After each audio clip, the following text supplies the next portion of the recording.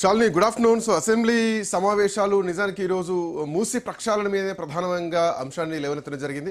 అయితే ఇందాక మీరు చెప్పినట్టు బీఆర్ఎస్ పార్టీ అయితే మూసి ప్రక్షాళన మీద ముఖ్యమంత్రి రేవంత్ రెడ్డి మాట్లాడిన తర్వాత వాళ్ళు ప్రశ్నలు అడగడానికి మైక్ ఇవ్వనటువంటి పక్షంలో అక్కడ బీఆర్ఎస్ పార్టీ సభ నుంచి వాకౌట్ చేయడం జరిగింది.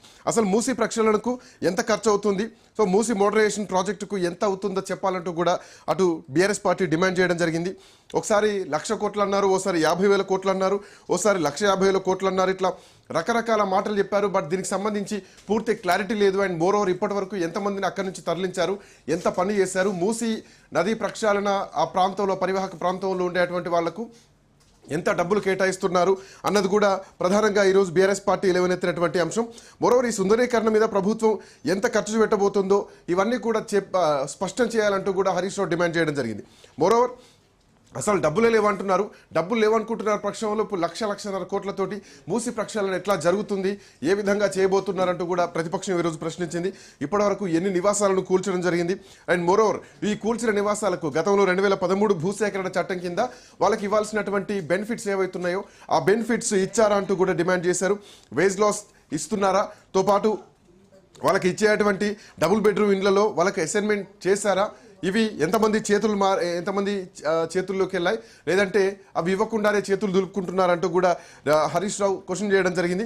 మరోవరి ఈ చట్టం ప్రకారం ఇందాక 2013 భూసేకరణ చట్టం ప్రకారం అక్కడ ఒక ఇల్లు కూల్చేస్తే గనక 14 లక్షల రూపాయల డబ్బులు ఇవ్వాలి. అండ్ పాత ఇంటికి R&B ఎస్టిమేట్ చేసి వాటికి డబ్బులు చెల్లించాలి. At the same time saleable రేట్స్తో ఉన్నటువంటి ఆల్మోస్ట్ 200 గజాల జాగా కూడా ఇవ్వాలంటూ కూడా బీఆర్ఎస్ పార్టీ డిమాండ్ చేయడం జరిగింది. సో ఇవి ఇచ్చారా, ఇవ్వలేదా, ఇస్తే ఎప్పుడు ఇస్తారు అన్నది ప్రధానంగా బీఆర్ఎస్ పార్టీ చేసినటువంటి ప్రశ్నతో పాటు ఇప్పటి వరకు కూల్చిన కట్టడాలు ఎన్ని, కూల్చాల్సినటువంటి కట్టడాలు ఎన్ని అన్నది కూడా ప్రధానంగా బీఆర్ఎస్ పార్టీ ఈరోజు క్వశ్చన్ చేయడం జరిగింది. అయితే ప్రధానంగా గతంలో కూడా మూసి పరివాహక ప్రాంతంలో పేదల ఇండ్లు కూలిపోతున్నాయి, ప్రభుత్వం వీళ్లకు సరైనటువంటి బెనిఫిట్స్ ఇవ్వట్లేదు, వీళ్ళని తరలించేటువంటి టైంలో కూడా మూసి పరివాహక ప్రాంతంలో నిద్రలు కూడా చేస్తారు. ఆ రోజు బీఆర్ఎస్ పార్టీ కానీ అంటే భారతీయ జనతా పార్టీ నాయకులు కానీ వాళ్ళ ఇండ్లలోకి వెళ్ళి అక్కడ ఒక రాత్రి అంతా కూడా నిద్ర చేసినటువంటి సందర్భాలు గతం ఉన్నాయి.